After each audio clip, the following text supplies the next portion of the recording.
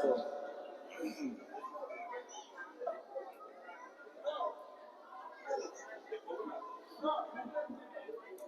الحمد لله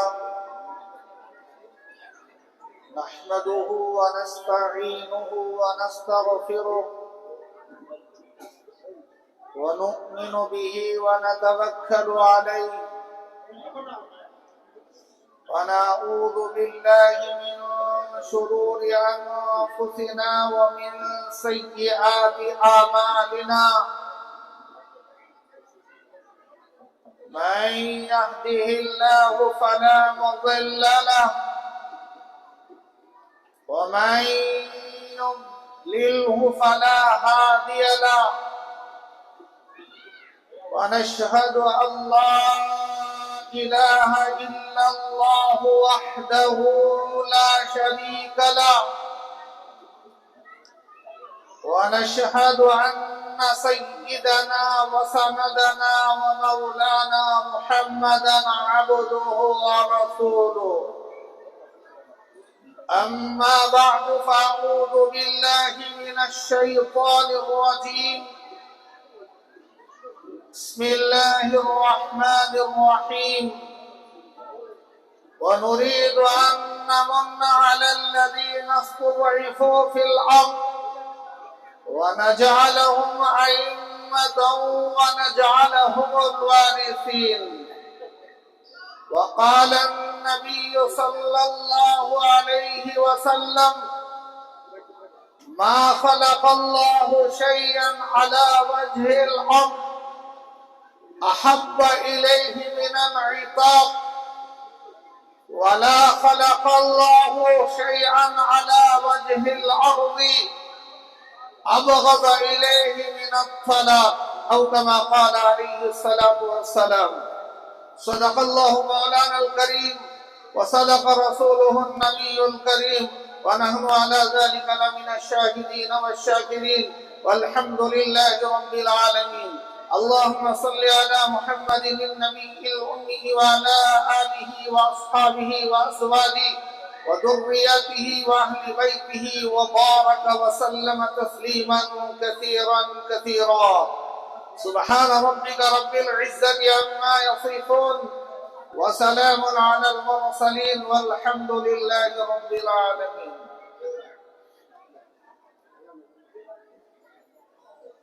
معزز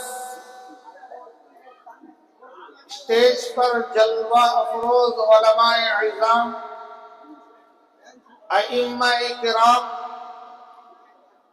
حفاظ اعظام، عزیز طلبہ، عمائدین محلہ، محلے کے جملہ مساجد کے صدور و سیکریٹری صاحبان اور اراکین مسجد اور پردہ نشین خواتین اور معزز سامعین کرام، بہت دیر سے آپ لوگ بیٹھے ہیں. آپ کے بیٹھنے کو بھی دیکھا، آپ کے جوش کو بھی دیکھا، بچوں کے مظاہرے کو بھی دیکھا اور سنا، نوجوانوں کے جذبے اور ولولے کو بھی دیکھا. اللہ اس ولولے کو قبول فرمائے، اس جوش کو قبول فرمائے اور تا قیام قیامت ہماری نسلوں کو دین کی خدمت کے لیے قبول فرمائے. بات شروع کرنے سے پہلے تمہیدی طور پر دو بات اور اس سے پہلے کچھ اشعار میں آپ کی خدمت میں رکھنا چاہتا ہوں. یوں تو بچوں کے پروگرام سے جنگ آزادی کے بارے میں آپ نے سن لیا، اردو میں بھی، عربی میں بھی، کنڑا زبان میں بھی. الحمدللہ اللہ نے بچوں کے اندر وہ جرات دی تھی کہ کھڑے ہو کر مائک پر بول رہے تھے. تو ٹاپک جو ہے اس پر میں آؤں گا قریب. تاریخ، جنگ آزادی کی تاریخ آپ کے سامنے رکھوں گا. بہت سارے لوگ سوال کرتے ہیں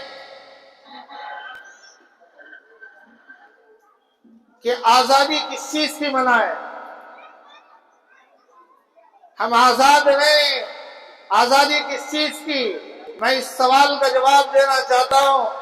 ہمارے اکابرین کی قربانی سے، ہمارے اکابرین کی قربانی سے سیاست نہیں ملی، ریاست ملی ہے۔ اسی ریاست پر آزادی منائی جاتی ہے۔ سیاست گندی چیز ہے، گندے لوگوں کے قبضے میں ہے، گندے لوگ اقتدار پر حامل ہیں، ان کی طرف دیکھتے ہوئے مسلمان پیچھے ہٹ رہا ہے کہ ہم کس چیز کی آزادی منائے۔ ہمارے اکابرین نے جو قربانی دی تھی اس میں سے ایک مقصد یہ تھا، اور بہت سارے مقاصد بے شک حاصل نہیں ہوئے ابھی۔ خیر بات آگے آئی تو آپ لوگ اطمینان سے بیٹھے، کچھ تاریخ میں آپ کے سامنے بیان کروں گا۔ بیٹھیں گے بھائی انشاءاللہ۔ جذبہ الحمدللہ، اللہ آپ کے جذبے کو قبول فرمائیں، آؤٹ گوئنگ بھی ہو، ان کمنگ بھی ہو۔ میں بھی بولوں آپ بھی بولے، ایسا نہیں کہ گونگے بن کر بیٹھ جائیں تو میں گونگوں کے سامنے تقریر نہیں کر سکتا، میں بھی گونگا ہوں اور زیادہ وقت بھی میں آپ کا نہیں لے سکتا۔ ہر آدمی آزادی کی تاریخ کو سن کر اپنے دلوں میں بٹھائے اور وعدہ کرے ہم اپنے نسلوں کو سنائیں گے، کیونکہ آج کوشش کی جا رہی ہے کہ نئی نسل سے قربانی کے جو اصل ہیرو ہیں، جنہوں نے آزادی کی روح پھونکی تھی، ان کی داستان کو بٹھایا جا رہا ہے۔ اجڑ گئے وہ باغ جس کے لاکھوں مالی تھے، اجڑ گئے وہ باغ جس کے لاکھوں مالی تھے، گیا جب سکندر دنیا سے تو اس کے دونوں ہاتھ خالی تھے۔ زندگی میں یہ ہنر بھی آزمانا چاہیے، زندگی میں یہ ہنر بھی آزمانا چاہیے، اگر جنگ اپنوں سے ہو تو ہار جانا چاہیے۔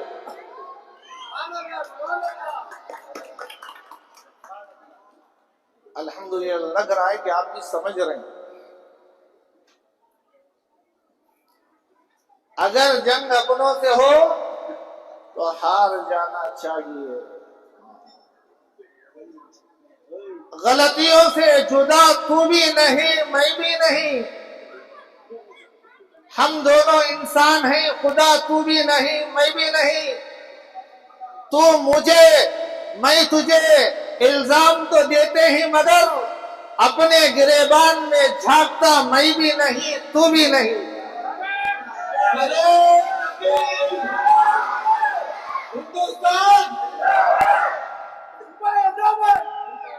غلط فہمیوں نے تو دوریاں پیدا کر دی، غلط فہمیوں نے تو دوریاں پیدا کر دی، ورنہ برا تو بھی نہیں میں بھی نہیں۔ اب چند اور اشعار آپ کی خدمت میں رکھوں تاکہ زندگیاں بدلے۔ ہمیں بھی کچھ کرنا ہے۔ میرے دادا یہ کر رہے تھے، میرے پردادا یہ کر رہے تھے، یہی بولتے بولتے گزار دیں گے تو زندگی گزر جائے گی۔ تو کیا کر رہا ہے؟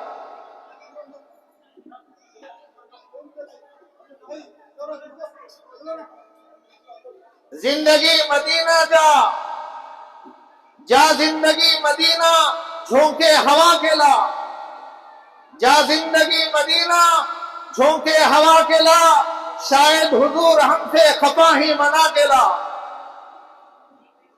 دنیا بہت تنگ مسلمان پہ ہو گئی، دنیا بہت تنگ مسلمان پہ ہو گئی، فاروق کے زمانے کے نقشے اٹھا کے لا۔ باطل سے دب رہی ہے پھر امت رسول کی، باطل سے دب رہی ہے پھر امت رسول کی، منظر ذرا حسین سے کچھ کربلا سے لا، منظر ذرا حسین سے کچھ کربلا سے لا۔ مغرب میں مارا مارا نہ پھر اے گدائے علم، علم حاصل کرنے کوئی انگلینڈ جا رہا ہے، جرمن جا رہا ہے، امریکہ جا رہا ہے، فرانس جا رہا ہے، رشیا جا رہا ہے۔ مغرب میں مارا مارا نہ پھر اے گدائے علم، مغرب میں مارا مارا نہ پھر اے گدائے علم، دروازے علی سے یہ خیرات جا کے لا.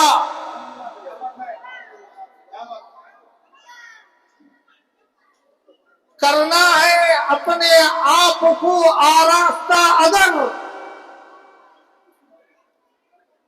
کرنا ہے اپنے آپ کو آراستہ اگر، کردار اپنے سامنے سب اولیاء کے لا.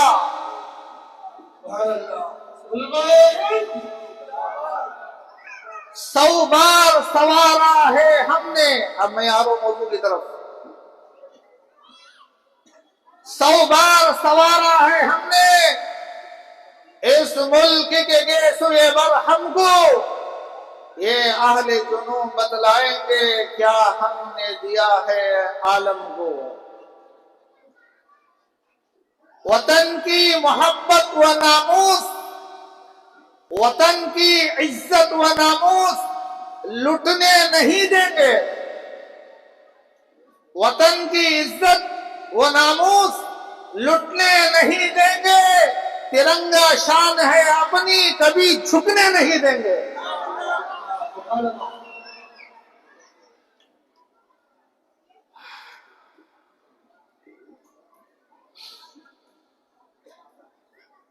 بہت سارے اشعار ہندوستان کے بارے میں علماء کرام نے لکھا ہے. وہ وطن سے وفاداری کا ثبوت مانگتے ہیں. وہ وطن سے وفاداری کا ثبوت مانگتے ہیں. ہم وطن کی مٹی سے بھی، ہم وطن کی خاک سے بھی تیمم کرتے ہیں. تو میرے بھائیوں معزز حضرات، میں انہی چند اشعار پر اپنی بات کو سمیٹتے ہوئے اصل مقصد کی طرف آ رہا ہوں.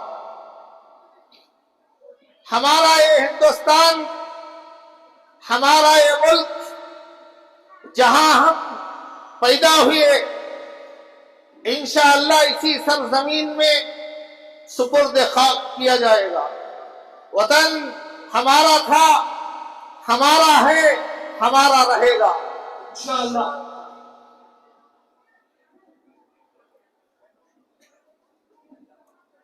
1498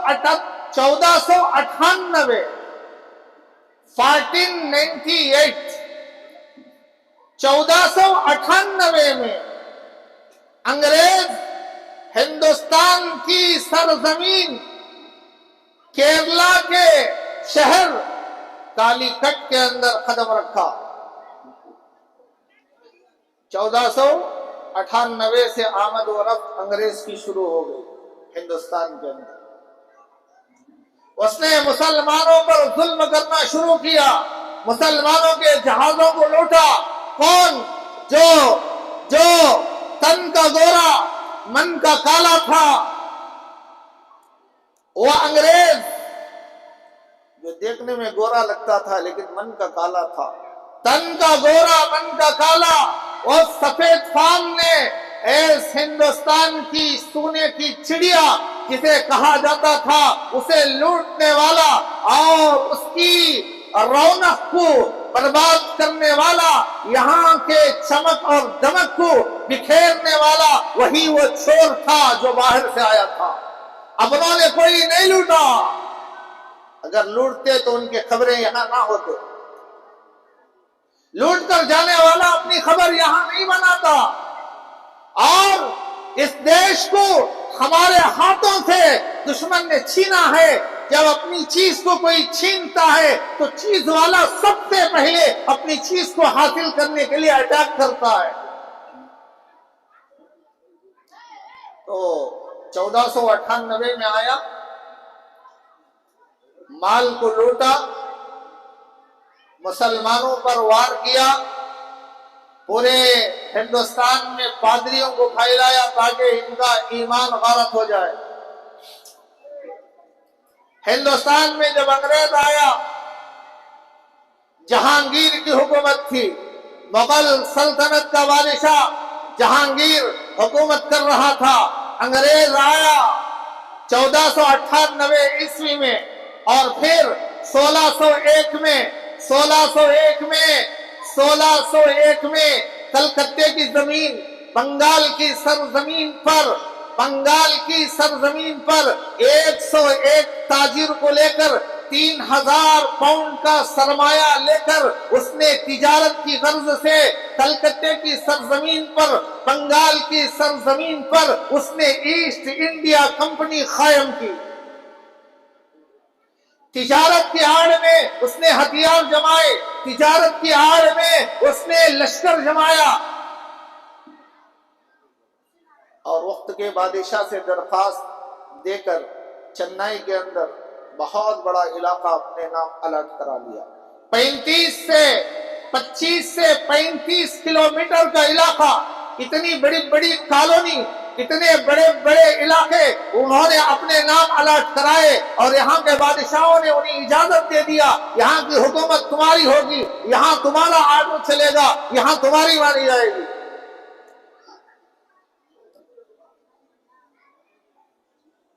اور شاہجہاں کے دور میں انگریز نے درخواست دے کر کلکتے کے اندر بہت بڑی جگہ حاصل کی،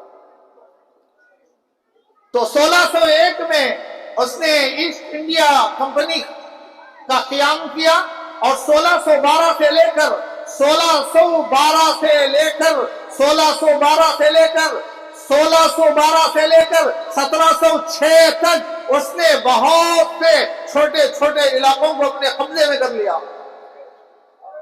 لیکن چلتا نہیں تھا، کیونکہ حضرت اورنگزیب رحمت اللہ علیہ کی حکومت تھی۔ حضرت اورنگزیب شاہجہاں کے بیٹے تھے، شاہجہاں کے 2 بیٹے تھے، ایک دارا شکو، ایک اورنگزیب۔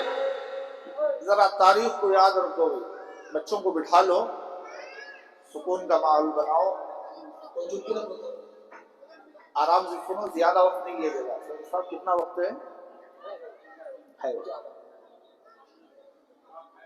تو شاہجہاں کے 2 لڑکے تھے، ایک دارا شکو، ایک اورنگزیب رحمت اللہ علیہ۔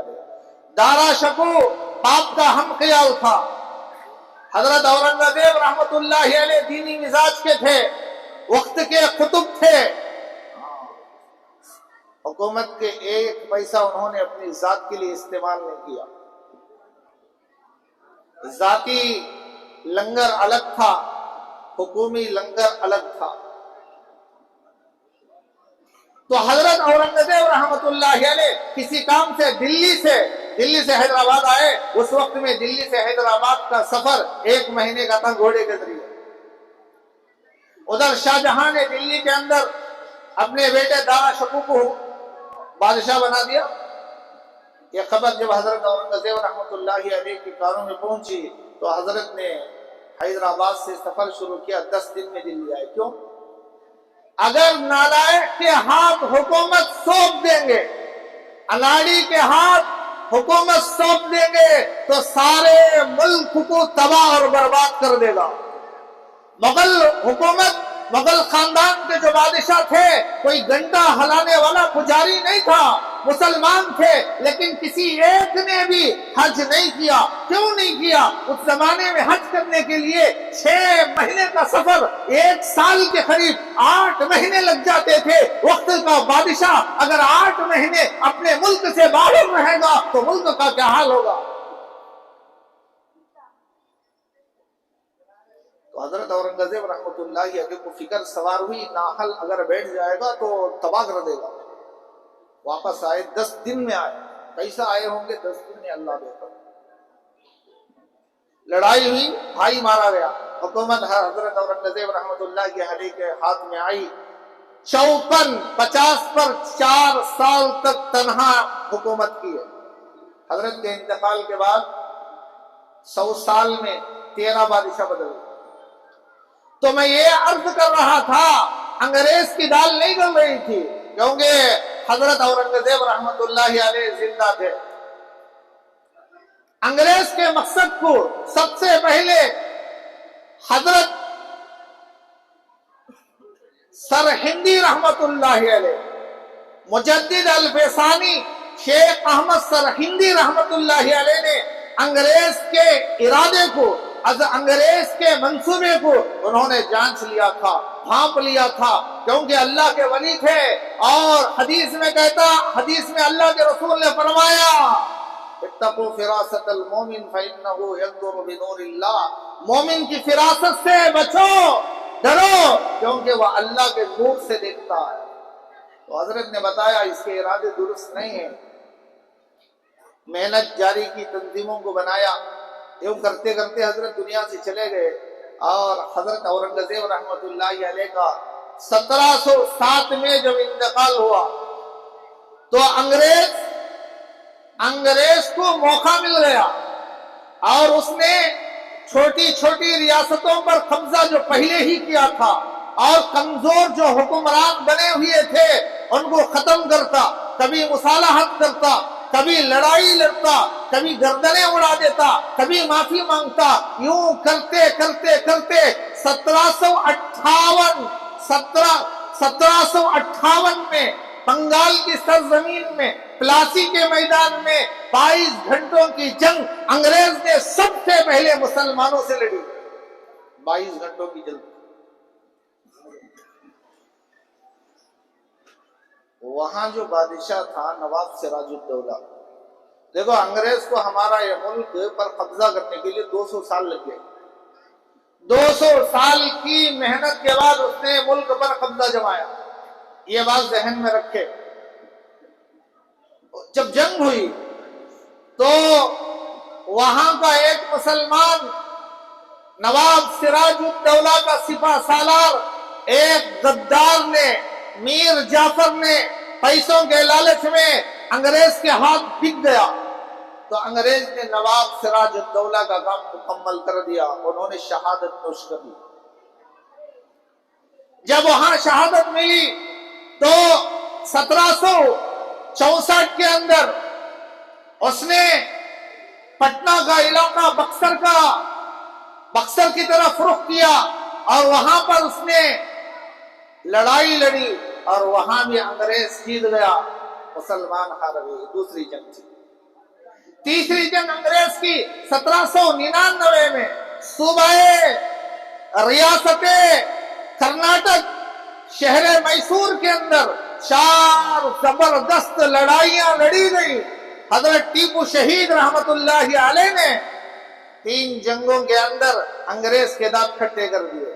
जब आखिरी जंग चल रही थी, हजरत टीपू शहीद रहमतुल्लाह अलैह के सिपह सालार मीर सादिक को खरीद लिया गया। जहां भी सवाल मिला है अपनों की गद्दारी से मिला है, जहां भी सर झुका है आस्तीन के सांपों से झुका है, वरना मुल्क को तनस्सुली कभी ना मिलती। तो 1799 में जंग का वक्त, सिपाही तैयार हैं, मीर सादिक ने आइन किले की दीवार फांद कर, दुश्मन आ रहा है, मीर सादिक ऐलान करता है चलो चलो तनख्वाह ले लो। तनखे की तरफ ले जाता है। हजरत शहीद रहमतुल्लाहि अलैह ने देखा अकेले मुकाबला किए। इतना डर था अंग्रेज का पिल्ला, नाजायज औलाद, उस गोरे की नस्ल, अगर उनके किसी नस्ल का कोई बच्चा, उनके बच्चे जब जिद पर आते, शरारत पर आते, रोने पर आते, हजरत शहीद का नाम लिया जाता तो उनका रोना बंद हो जाता। अल्लाह ने उनके नक्शे कदम पर चलने की तौफीक अता फरमाई। अल्लाह हजरत की खबर पर करोड़ों करोड़ रहमतें नाजिल फरमाए। तो अंग्रेज का मुकाबला किया, अकेले थे, कितना लोग अंग्रेज ने शहीद कर दिया। आखिरी वक्त में हजरत ने जो जुमला कहा, शेर की एक दिन की जिंदगी गीदड़ की 100 साला जिंदगी से बेहतर है, यही जुमला कहते हुए हजरत ने इस दुनिया को अलविदा कहा। शहीद हो गए, लेकिन अंग्रेज को यकीन नहीं आ रहा है قریب آنے کے لیے تیار نہیں، اس کے جسم پر رونگڑے کھڑے ہو رہے اور زبان لڑکھڑا رہی ہے اور پاؤں میں جنبش ہے، آگے آنے کے لیے تیار نہیں۔ جب لمبا وقت گزرا، اچھی طریقے سے یقین ہو گیا تو یہ تو گئے، اب قریب آیا۔ کتابوں میں لکھا ہے انگریز نے اس دن حضرت شہید کی لاش پر کھڑے ہو کر میسور کی سرزمین، سرنگا پٹن کی سرزمین اس بات کی شاہد ہے، کل اللہ کی عدالت میں حضرت شہید کی شہادت کی گواہی سرنگا پٹن کی وہ زمین دے گی انشاءاللہ۔ کوئی سلطان اتنی قربانی دینے والے، آج ہم لوگ غدار ہیں۔ تو انگریز نے حضرت کی لاش پر کھڑے ہو کر کہا آج سے ہندوستان ہمارا ہے۔ اس کے بعد اس نے 1800 عیسوی میں دلی کی طرف رخ کیا۔ بھئی ذرا بچوں کو ذرا تھوڑی دیر بچے سکون سے بیٹھ جاؤ، تھوڑی دیر بٹھا لو، بات ختم کر رہا ہوں، تھوڑی دیر کچھ تاریخ سن لو، انشاءاللہ بات ختم ہو جائے۔ تو 1800 عیسوی میں انگریز سرنگا پٹن سے، چنئی سے دلی کا رخ کیا، دلی گیا تو وہاں پر بہادر شاہ ظفر کی حکومت تھی، اس نے بادشاہ کو قید کیا، رنگون بھیج دیا اور ان کے جتنے بیٹے تھے لال قلعے کے اندر قتل کر دیا، اور بچے کے سر کو طبق کے اندر رکھ کر اس پر ڈیزائن کر کے، اس پر شال پوشی کر کے، اس پر کپڑے سے ڈھانک کر باپ کو ناشتہ کرنے پر مجبور کر کے ناشتے میں طبق پیش کیا جاتا ہے۔ طبق سے جب کپڑے کو باپ نے ہٹایا، دیکھا ناشتے کے لیے کیا چیز ہے، سامنے اپنے بچے کا کٹا ہوا سر تھا، تو انہوں نے کہا الحمدللہ الحمدللہ، تیمور کی اولاد ہمیشہ اپنے باپ کی خدمت میں سرخ روح ہو کر حاضر ہوتے ہیں، مجھے شہادت منظور ہے، میرے بیٹوں قیامت میں ملیں گے۔ یہ قربانی دینے والا کون تھا؟ ملک کے در و دیوار، ملک کی تعمیرات بتا رہے ہیں کہ بنانے والا کون تھا، ملک کے لیے لڑنے والا کون تھا، ملک کے لیے انگریز کے خلاف سینہ سپر ہو کر کھڑے ہونے والا کون تھا۔ تو اس نے 1800 کے اندر ایک کام کیا۔ 1803 میں آخری بادشاہ شاہ عالم ثانی، لال قلعے کے اندر اسے مجبور کیا گیا، اس پر ظلم کے پہاڑ توڑے گئے، ظلم کیا گیا، ستایا گیا، مجبور کیا گیا، اور انگریز نے کہا جو میں کہہ رہا ہوں وہ لکھ۔ شاہ عالم ثانی کے ہاتھ سے لکھایا گیا۔ کیا لکھایا گیا؟ انگریز لکھا رہا ہے، بادشاہ سے کہہ رہا ہے لکھ، لکھنے پر مجبور کر رہا ہے، لکھ زمین اللہ کی، ملک بادشاہ سلامت کا، اور حکم ایسٹ انڈیا کمپنی کا چلے گا۔ حکم چلانے والا ہی اصل ہے۔ جب یہ اعلان لال قلعے پر کھڑے ہو کر اعلان ہوا، لال قلعہ ہمارا ہی ہے، آج بھی پرچم کشائی کرنے والے کرتے، میں ادھر جاؤں تو بات بدل جائے۔ تو جب لال قلعے سے اعلان ہوا، کیا زمین اللہ کی، ملک بادشاہ سلامت کا، اور حکم ایسٹ انڈیا کمپنی کا چلے گا، تو دلی کی جامعہ مسجد کس نے بنایا؟ مسلمان نے بنایا۔ ہندوستان کا تاج محل کس نے بنایا؟ جس کے پیسوں سے تم عائش کر رہے ہو، کس نے بنایا؟ لال قلعے کی ٹکٹ سے کون فائدہ اٹھا رہا ہے؟ قطب مینار کس کا بنا ہوا ہے؟ یہ عمارتیں بتا رہے ہیں کہ ملک کس کا تھا۔ ہم نے غداری نہیں کی، ہم نے خون بہایا اس ملک کو آباد کرنے کے لیے، اس ملک کو غلامی سے نجات دینے کے لیے۔ جب لال قلعے سے اعلان ہوا تو دلی کی جامع مسجد لال قلعے کے بالکل اپوزٹ، لال قلعہ ڈاؤن ہے، مسجد ہائٹ ہے۔ کیوں؟ آپ نے سنا ہے کبھی؟ لال قلعہ ڈاؤن ہے، مسجد ہائٹ ہے، کئی شیعہ ہی اس پر مسجد بنائیں۔ کیوں؟ جب بادشاہ مسجد بنا رہا تھا تو اس نے معماروں سے کہا دیکھو مسجد کو بلند بنانا تاکہ مسجد میرے گھر سے اونچی رہے. آج ہمارے گھر مسجد سے اونچے.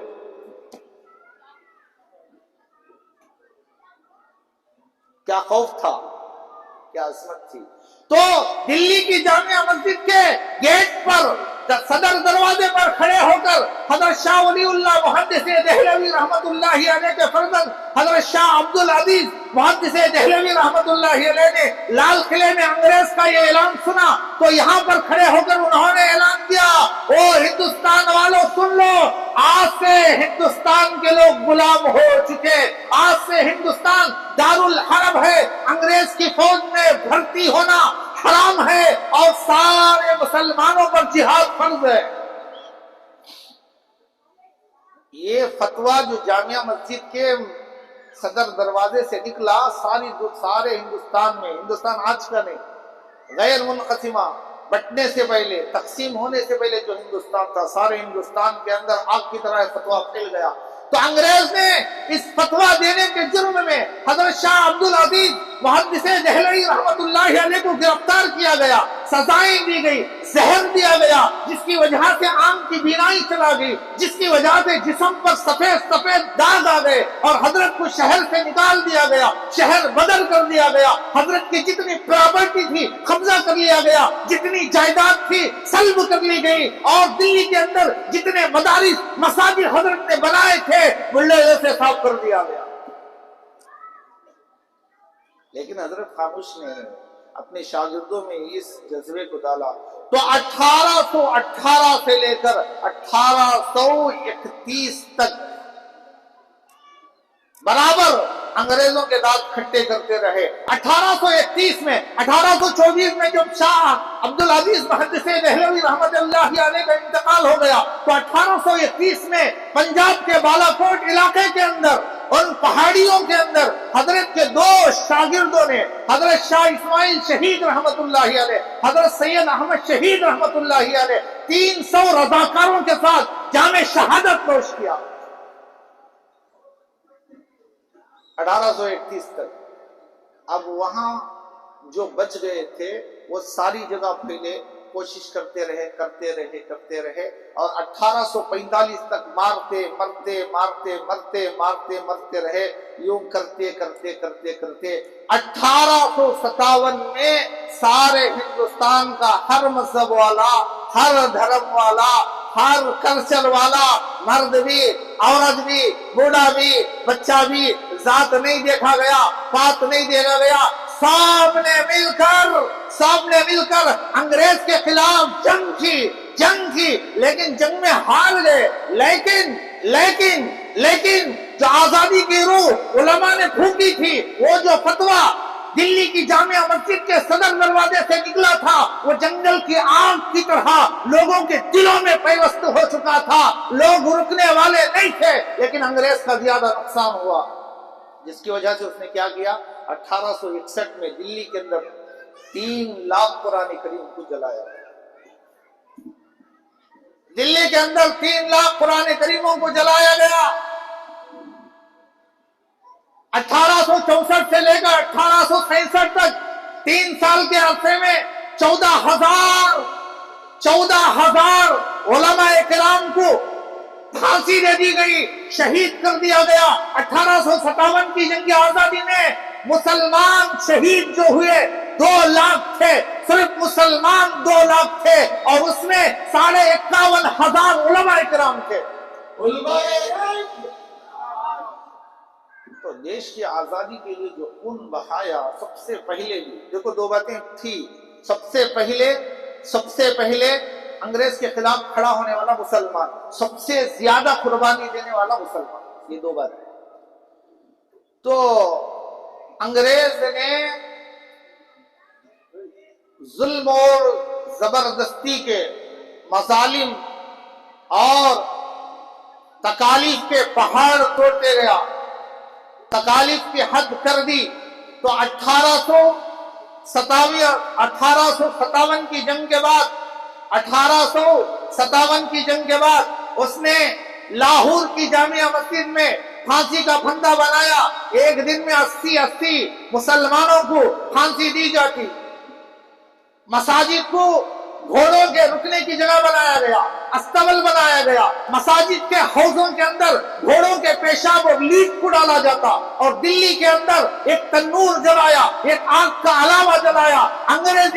انگریزی مورخ مسٹر ٹامسن لکھتا ہے، ہمارا آدمی نہیں غیر ہی لکھتا ہے، غیر کہتا ہے میں نے دیکھا دلی کے اندر خیموں کے پیچھے کسی جلنے کی گوشت کے جلنے کی بو آ رہی تھی، تو میں نے جا کر دیکھا کیا ہو رہا ہے، تو کہتا ہے مسٹر ٹامسن کہتا ہے اپنی تاریخ یادداشت میں وہ لکھتا ہے میں نے دیکھا 40 علماء کرام کو ننگا کر کے تنوروں میں جلا دیا جاتا، میں نے ساروں کو جلتے ہوئے دیکھا، لیکن ایک بھی اپنی جان بچانے کے لیے پیچھے نہیں ہٹا۔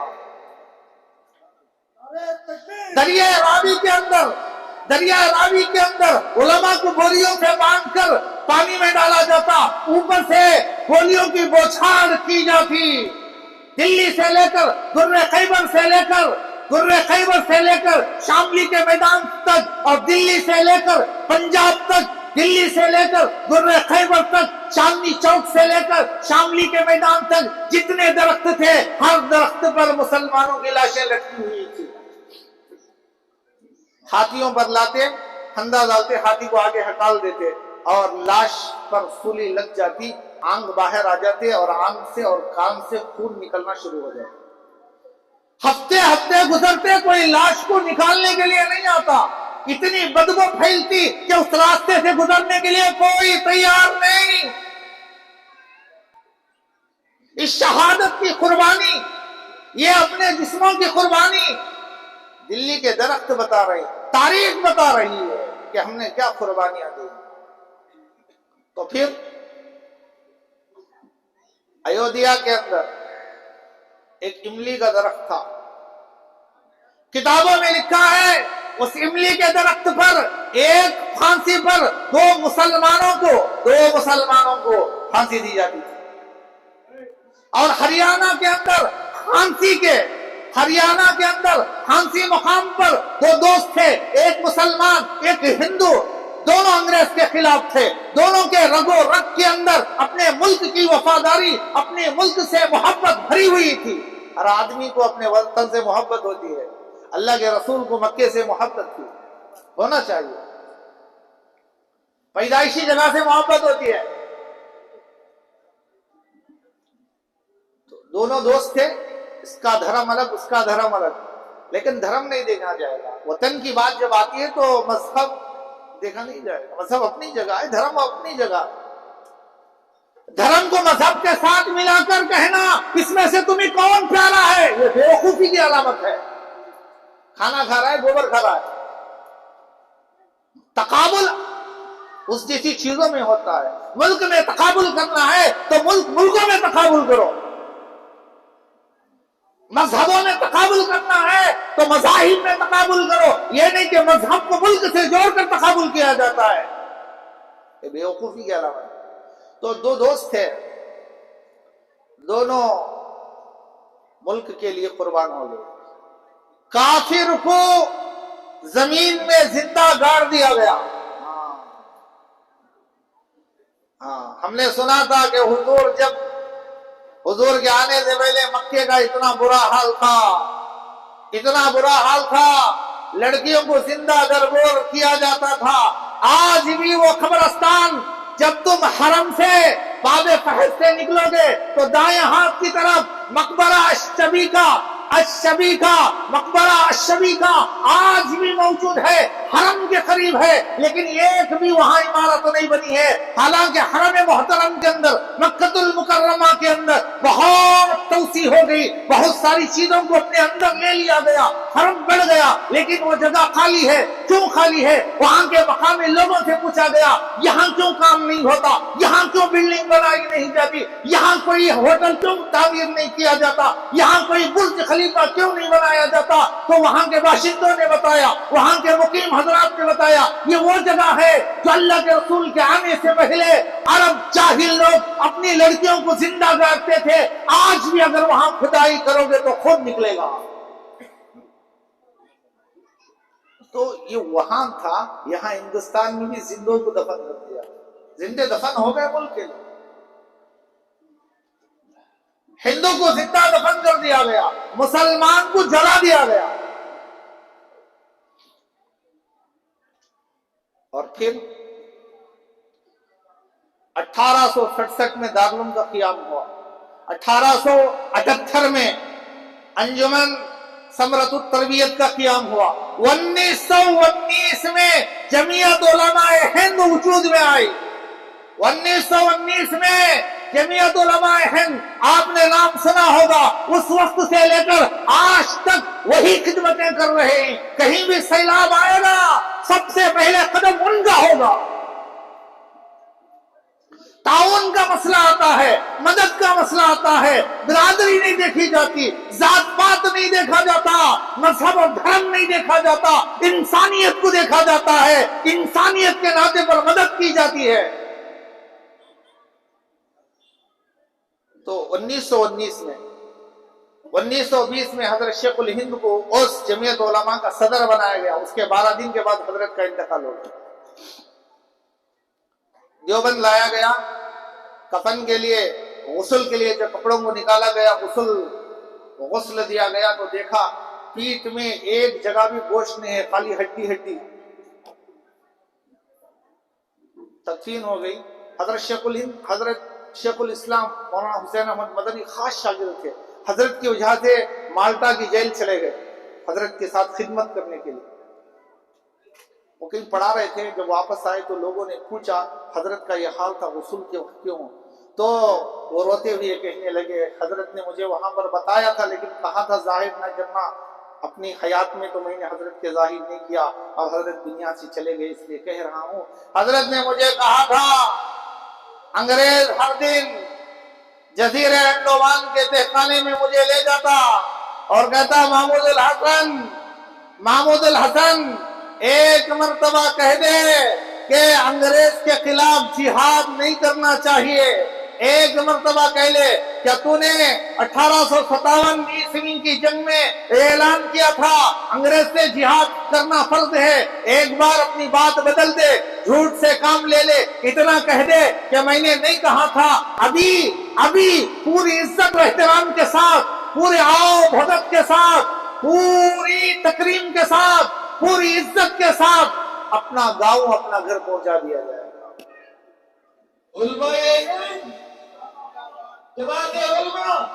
تو حضرت نے اس وقت فرمایا او انگریز کے پلے، ہاں یہ جرات وہی سے چلی آ رہی ہے۔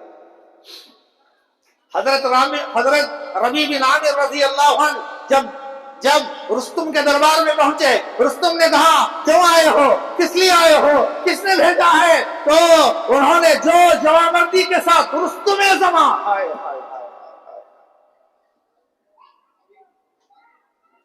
رستم کوئی معمولی آدمی نہیں تھا بھائی، اگر چھوٹا سا چلر آدمی آ گیا تو ہمارے پیر لرز دیں۔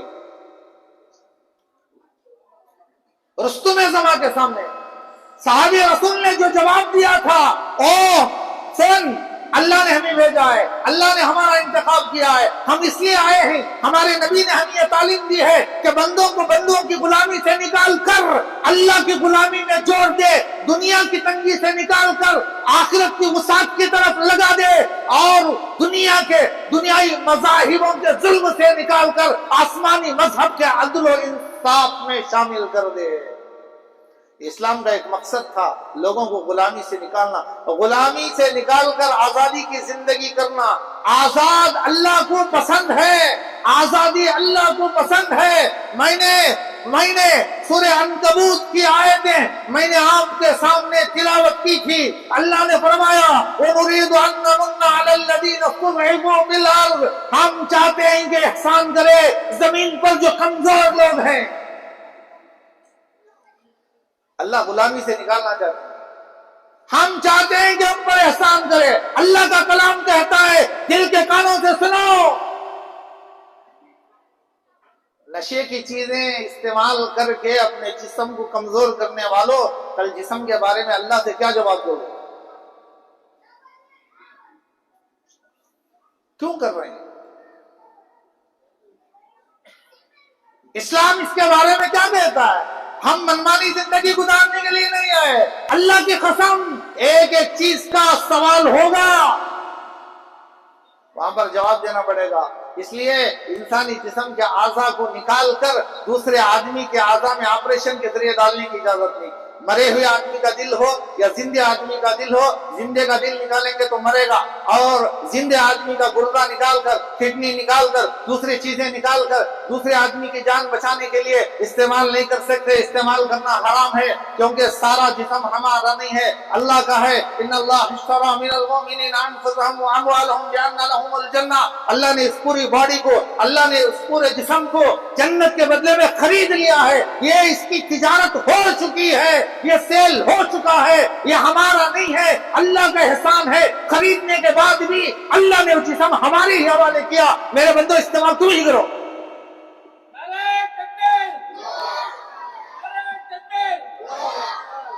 تو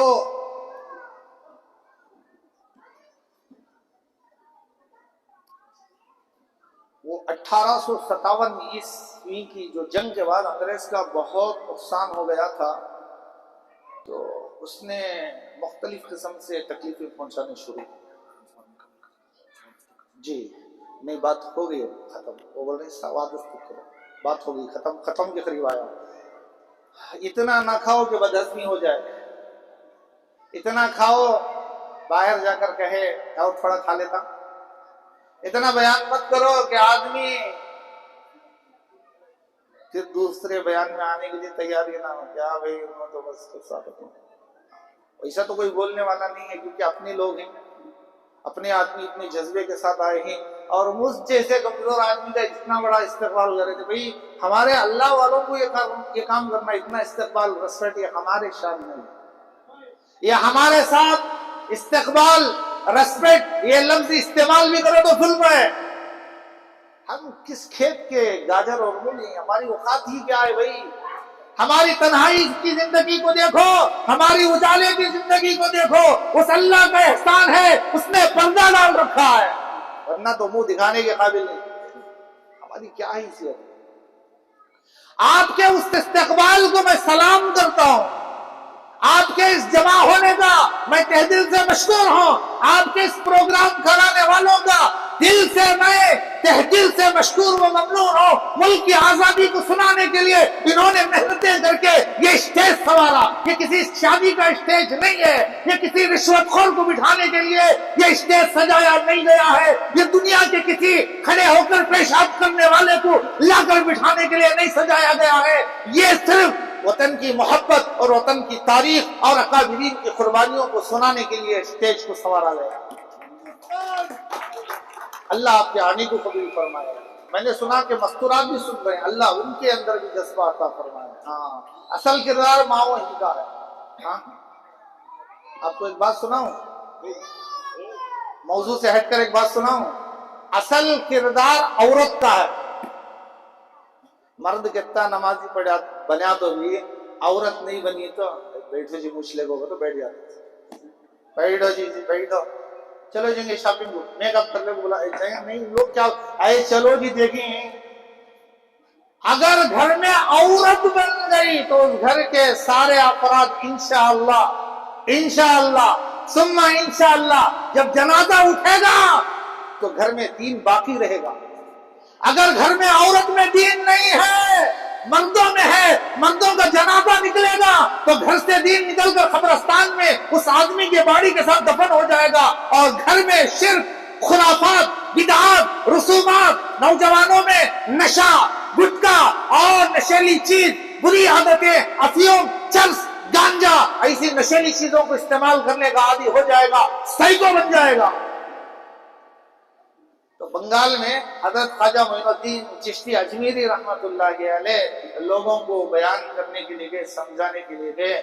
تو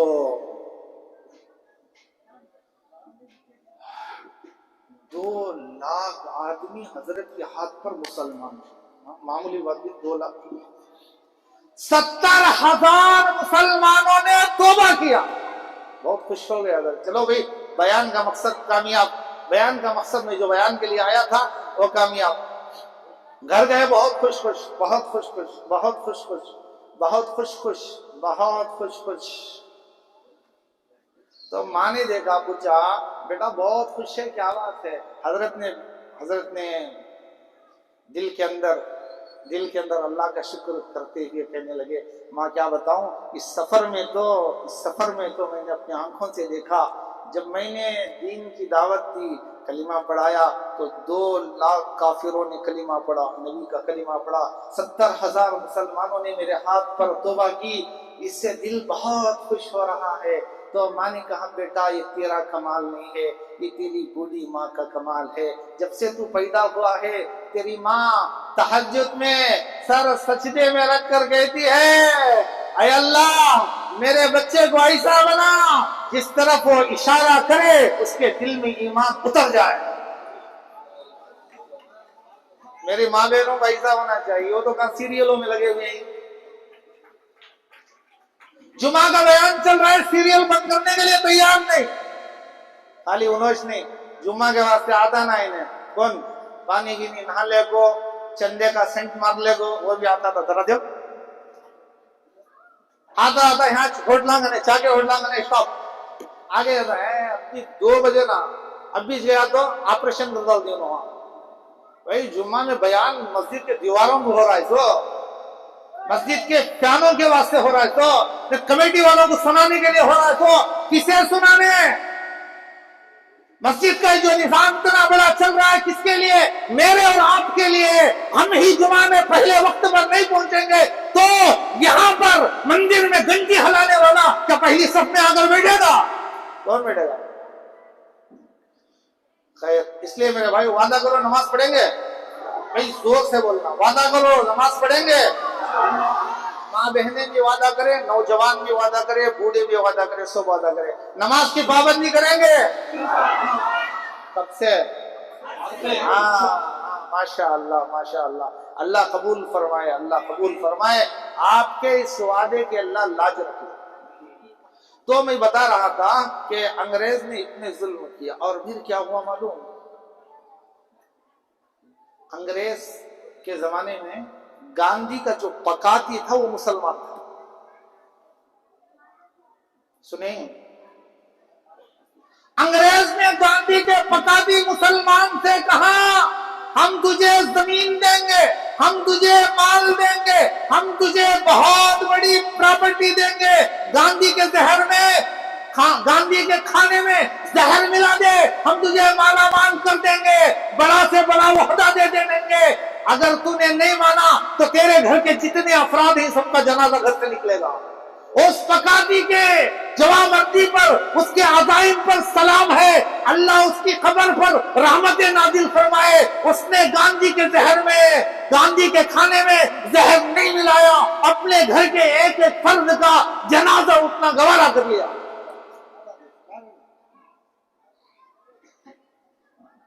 खान अब्दुल गफ्फार खान ने गांधी का साथ देने की वजह से 45 साल जेल की सलाखों में सड़ते रहे। ये कौन था? ये मुसलमान था। जय हिंद का नारा किसने लगाया? ये मुसलमान था। ये तिरंगा के अंदर कलर बनाने वाला, डिजाइन बनाने वाला कौन था? मुसलमान था। हिंदुस्तान को जब चंदे की जरूरत पड़ी, सबसे पहले हिंदुस्तान को चंदा देने वाला कौन था?